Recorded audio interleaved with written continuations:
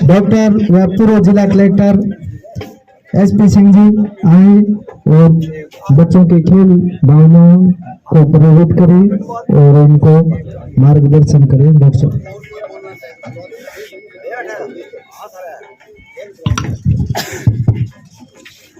मंचासीन सभी सम्मानित अतिथिगण, सरपंच साहब, हमारे जिला परिषद के डायरेक्टर श्री राम स्वरूप जी गिल साहब, हमारे भामा साहब, और आज का दिन तो इन्हीं भामा साहब के नाम है, मोहनलाल जी और शिषपाल जी भी पधारे। उपस्थित अन्य सभी सम्मानीय अतिथिगण, यहाँ पर इस कार्यक्रम को संयोजन का काम करने वाले श्री सुमेश जी, सतवीर जी, अन्य उपस्थित सभी युवा साथीगण, यहाँ पर उपस्थित बाहर से पधारे हुए सभी नौजवान बंधुओं और सभी प्यारे ग्रामीण वासियों, सबसे पहले तो मैं इस आयोजन समिति के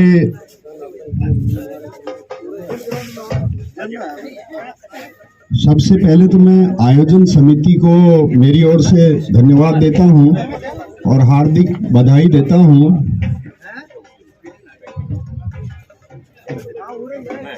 कि उन्होंने एक अच्छे कार्यक्रम का आयोजन किया। जैसा कि हम सब जानते हैं कि युवा वर्ग अगर मन से और मन में भी किसी खेल विशेष की भावना के साथ में शौक से अगर ताकत लगाता है तो उस क्षेत्र का नाम रोशन करता है, परिवार का नाम रोशन करता है और राष्ट्र का नाम रोशन करता है। इस बार आपने देखा होगा, चाहे ओलंपिक का इशू हो चाहे पैरा ओलंपिक हो, हमारे राष्ट्र ने अनेकों पदक जीते हैं। राजस्थान में भी मुख्यमंत्री जी की पहल पर ग्रामीण खेलों का आयोजन पूरे राज्य में किया जा रहा है। मैं समझता हूँ ये गांव और आसपास के अन्य गांव के लोग भी उन खेलों में बढ़ चढ़कर भाग लेते होंगे, और युवाओं को विशेष रूप से मैं आग्रह करना चाहूंगा कि उन खेलों में भी जो संबंधित प्रतिभावान खिलाड़ी हैं उनको भाग लेने के लिए प्रेरित करें। मुझे बताया गया है कि यहाँ पर इस तरह का आयोजन अक्सर आप सभी मिलकर करते हैं और इसमें ग्रामीण जनों का और विशेष रूप से दानदाताओं का विशेष योगदान रहता है। इसमें कोई दो राय नहीं है कि बिना साधन संसाधन के इस तरह के आयोजन करना विशेष रूप से जो युवा वर्ग है उनके अकेले के बूते की बात नहीं होती है।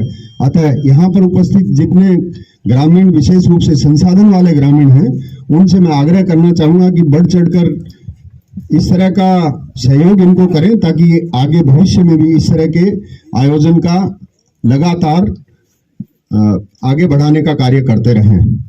यहाँ के युवाओं ने किसी भी तरह की कोई भी आपत्ति, किसी तरह की कोई समस्या, गांव के लेवल पर किसी तरह का कोई इश्यू हाईलाइट करना हो तो हमेशा एकजुटता के साथ में भाग लेते हैं। प्यारे युवाओं, खेल भावना से खेलना चाहिए। निश्चित रूप से खेल जीतने के लिए खेलना चाहिए, इसमें कोई दो राय नहीं होती, लेकिन खेल भावना से जब खेला जाता है तो हारने वाला भी उससे अनेक सबक लेके जाता है।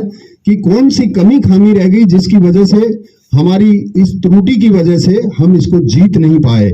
मैं समझता हूं कि जो खेल भावना है, खेल में वो सबसे ज्यादा महत्व रखती है और सबसे ज्यादा व्यक्तित्व को कारगर तरीके से ढालने में खेल भावना का ही रोल होता है। खेल खेलने से न केवल स्वास्थ्य सुदृढ़ रहता है बल्कि मानसिक स्थिति भी अच्छी रहती है। जब ग्रुप के अंदर इस तरह की टीम पार्टिसिपेट करती हैं तो उससे बच्चे बहुत सारी अन्य चीजें भी सीखते हैं, जैसे साथ साथ किस तरह से रह सकते हैं, सहवास क्या होता है, सहयोग क्या होता है, आदर्श स्थिति क्या होनी चाहिए और बहुत सारे लोग मिलकर सहयोग करें तो उसका सकारात्मक परिणाम क्या हो सकता है। मैंने कुछ जिलों में जिला कलेक्टर के रूप में भी काम किया। मैंने दुनिया का सबसे छोटा अस्पताल होता है प्राथमिक स्वास्थ्य केंद्र, सबसे बड़ा अस्पताल होता है WHO।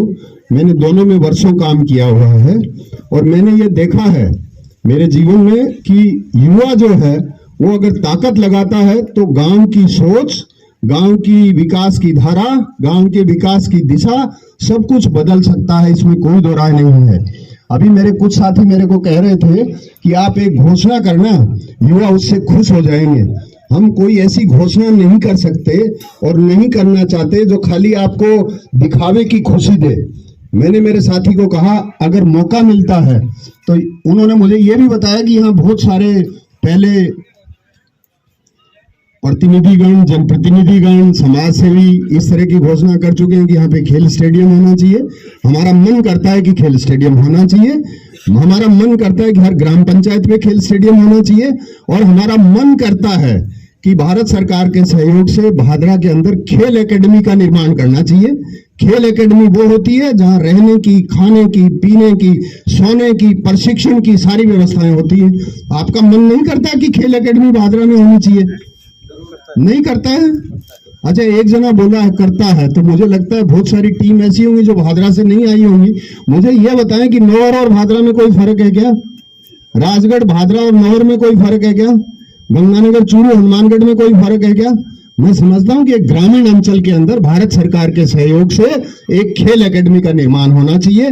अगर हमें कभी मौका मिलता है इस तरह की स्थिति में जहां जो निर्णयाधीन चीजें हैं उसमें निर्णायक के रूप में अगर लिया जाता है तो निश्चित रूप से भादरा में खेल एकेडमी का निर्माण करने में न केवल प्रयास करेंगे बल्कि आप सबको खेल एकेडमी का निर्माण करके बताएंगे कि ये खेल एकेडमी है।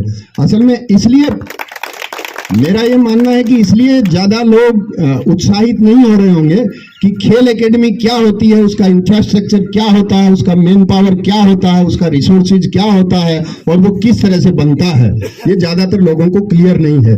मैंने बताया कुछ जिलों में ऐसे डिस्ट्रिक्ट कलेक्टर काम किया, वहां खेल और खिलाड़ियों के लिए अनेक तरह की सुविधाएं विकसित करने के लिए जन सहयोग भी लिया, सरकार का सहयोग भी लिया और भारत सरकार का सहयोग भी लिया। तो मैं आपसे ये प्रतिज्ञा करता हूँ, ये बहुत बड़ी चीज कह रहा हूँ, मैं ये प्रतिज्ञा करता हूँ कि अगर इस तरह की कोई निर्णय वाली स्थिति के अंदर हम पहुंचते हैं भविष्य में तो सबसे पहले खेल स्टेडियम का निर्माण तो आपके गांव में करेंगे, सबसे पहले पूरी तहसील और पूरे विधानसभा क्षेत्र में के साथ साथ भादरा में, भादरा परिक्षेत्र और आसपास के परिक्षेत्र, आसपास के जिलों के लिए भी खेल एकेडमी का निर्माण करवाने का प्रयास करेंगे। बहुत बहुत आपने मेरे को आपसे रूबरू होने का मौका दिया, इसके लिए मैं आपको धन्यवाद देता हूं। और यहाँ पर विराजमान सभी जो हमारे अतिथिगण हैं, विशेष रूप से गौशाला में जिन्होंने बहुत ही बढ़ चढ़ कर योगदान दिया है, डिग्गी का निर्माण करवाया, ज्यादातर लोग वहां थे, कुछ लोग नहीं थे, तो ये एक काबिले तारीफ कार्यक्रम था। छोटू जी की संतान जिसमें शिषपाल जी हैं और मोहनलाल जी हैं, इनको मैं बधाई देता हूं। और हमारे यहाँ पे जनप्रतिनिधिगण सरपंच साहब भी विराजे हुए हैं, हमारे जिला परिषद के सदस्य रामस्वरूप गिल साहब भी पधारे हुए हैं, इनका भी मैं धन्यवाद करता हूँ और इनसे आग्रह करता हूँ कि युवाओं को आगे बढ़ाने के लिए जो बन सकता है वो आप अपने लेवल पे करें और आपको लगता है कहीं मैं आपकी मदद कर सकता हूँ तो मुझे निर्देश दें ताकि मैं इनको संबलता प्रदान करने में मेरा सहयोग दूं। आपने मेरी बात ध्यानपूर्वक सुनी, इसके लिए मैं आपको धन्यवाद देता हूं, आभार प्रकट करता हूं। बहुत बहुत धन्यवाद, आभार आपका। कि आगे कैसे बढ़े, ठीक है ना, तो हम बच्चों को बताते रहते हैं कि और जो फैक्ट है, हकीकत है, जो सारयुक्त तथ्य है कि मनुष्य जब सोचता है मुझे ये बनना है वो उसी टाइम बन जाता है। आपको जब पढ़ते हैं तब 3-4 चीजों का ख्याल करना होता है। 18 से 20 साल की उम्र तक आप तय कर ले, आप निर्णय कर ले कि मुझे क्या बनना है। उसी समय आप एक दूसरा आकलन करें कि आपके आसपास संसाधन क्या है, आपका ज्ञान कितना है, और ज्ञान अर्जित करने के लिए गुरुजनों, ज्ञान अर्जित करने के लिए घर के सीनियर सदस्यगण हैं उनका, ज्ञान अर्जित करने के लिए अच्छी किताबों का, और ज्ञान अर्जित करने के लिए महापुरुषों की जीवनी पढ़े। मैं गारंटी देता हूं कि 2 चीजें होती ही तीसरा आपको एकदम से दिमाग में आता है, क्या कि मुझे अब इस काम के अंदर जुट जाना है। आपको टीचर बनना है, इंजीनियर बनना है, डॉक्टर बनना है, आरएएस बनना है, आईएएस बनना है, कुछ भी बनना है आपको, आप तय कर ले 18-20 साल की उम्र तक कि मुझे ये करना है। समझ गए आप? और उसी के अनुरूप लक्ष्य निर्धारित करने के साथ साथ आपके रिसोर्सेज क्या हैं। मान लो मैं गरीब माता पिता का बेटा हूं, मेरे पास साधन कम है, मुझे इस चीज का मलाल कतई नहीं होना चाहिए, मेरे इरादे पक्के होने चाहिए। अगर इरादे पक्के होते हैं तो मनुष्य हर हालत में आगे बढ़ता है। मैंने ऐसे लोगों को देखा है, मैं आईएएस की बात बता रहा हूं आपको, मेरे बैच में 80% लोग ऐसे थे जो 2nd या 1st डिवीजन से पास हुए। मेरे बैच में मात्र 2 बच्चे ऐसे थे जो क्लास के टॉपर थे, मात्र 2 बच्चे। इसका मतलब मिडिल ऑर्डर बच्चे होते हैं वो तो 80% 90% सफल होते हैं, और ऊपर वाला है वो 1-2 होता है, बाकी चला जाता है, पता नहीं कहाँ जाता है।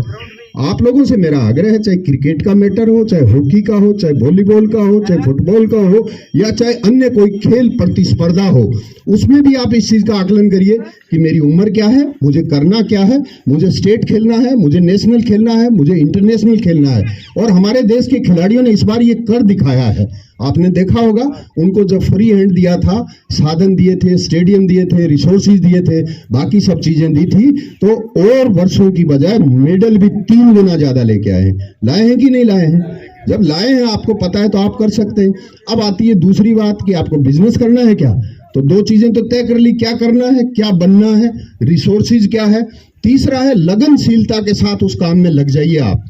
लगनशीलता के साथ में, कर्मठता के साथ में अपने कर्तव्य का निर्वहन करिए।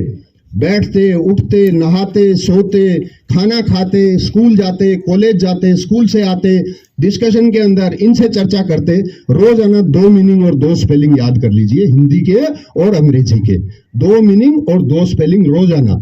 365 दिन का डबल हो जाएगा और 2 साल में दुनिया के सारे मीनिंग स्पेलिंग आप जानने लग जाएंगे। आप इतना करके देखिए, अपने छोटे बच्चों को बताइए।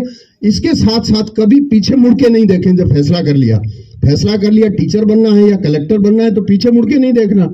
मैंने मेरे जीवन में ये किया है, ये मेरा अनुभव है, और मैं गारंटी से कहता हूं मैंने ऐसे अनेक असंख्य लोगों को प्रोत्साहित किया है, और उन्होंने भी वही किया जो उन्होंने सोचा था, और वही उनको मिला जो वो प्राप्त करना चाहते थे।